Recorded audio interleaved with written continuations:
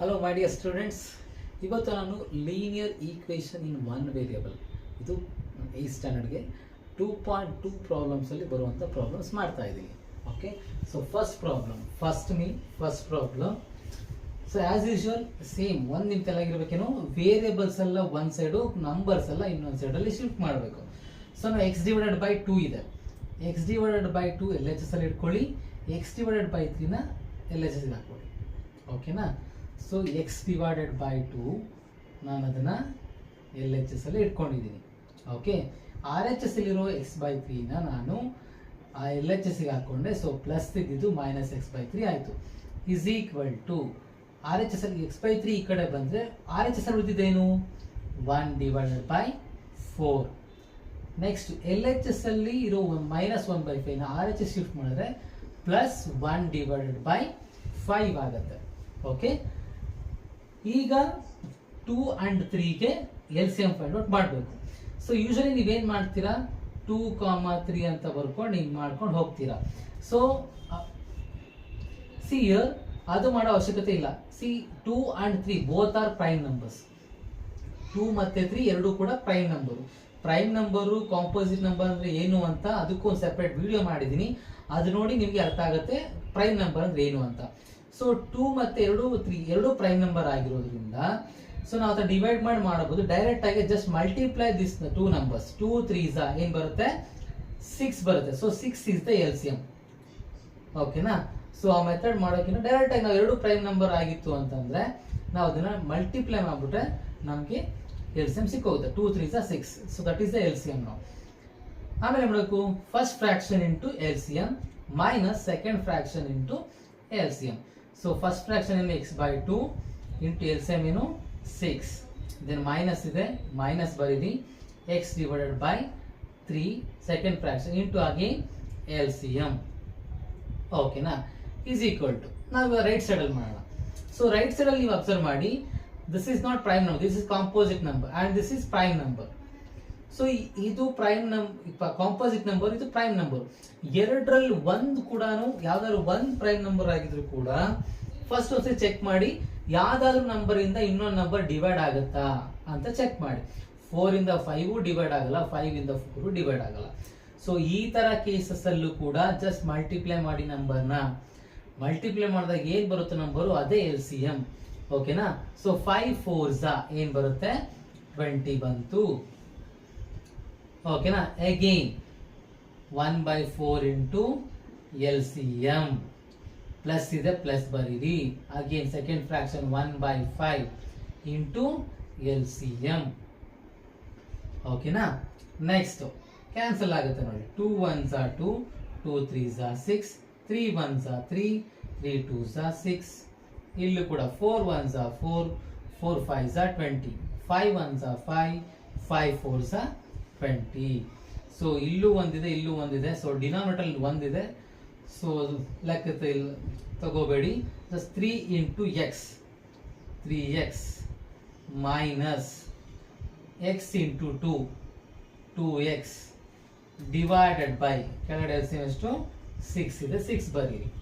ಈಗ RHS ಅಲ್ಲಿ same 1 into 5, 5 plus 1 into 4 divided by 20.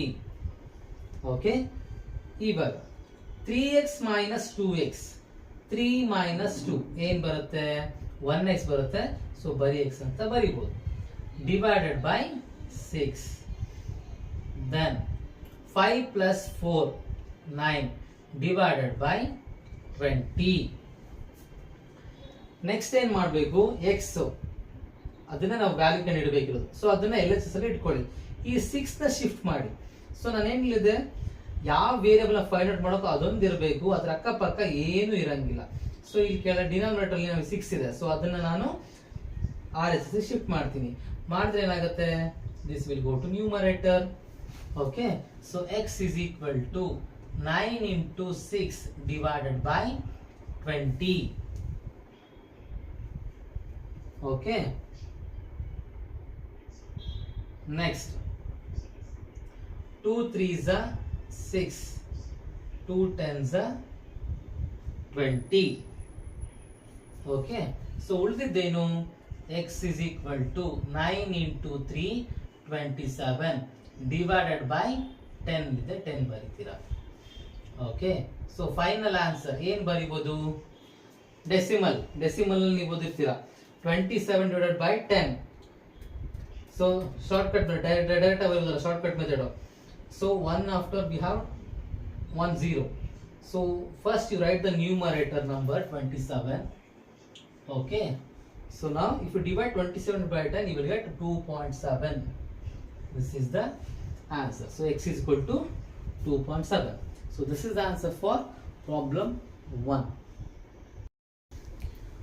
Now second problem, LHS ಅಲ್ಲಿ n divided by 2 minus 3n divided by 4 plus 5n divided by 6 is equal to 21 ಇದೆ.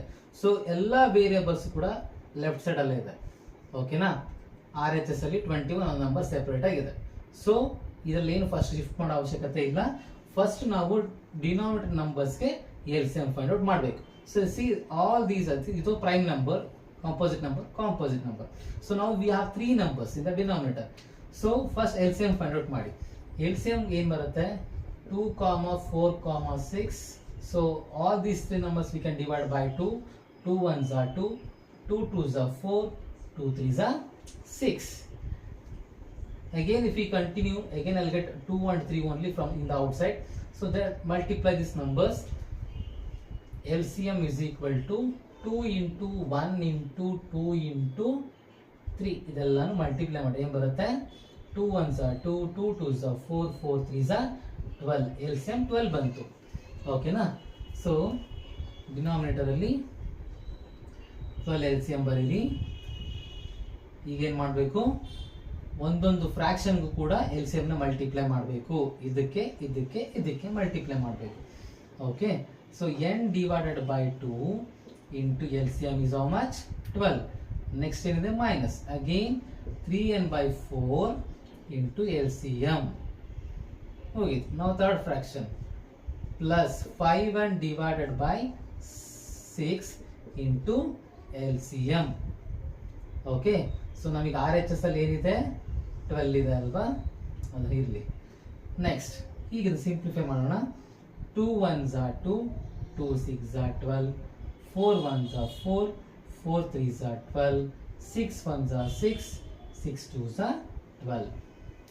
Okay, now 6 into n, 6n. Denominator 1 ಇದೆ, ಬರೆಯೋ ಅವಶ್ಯಕತೆ ಇಲ್ಲ.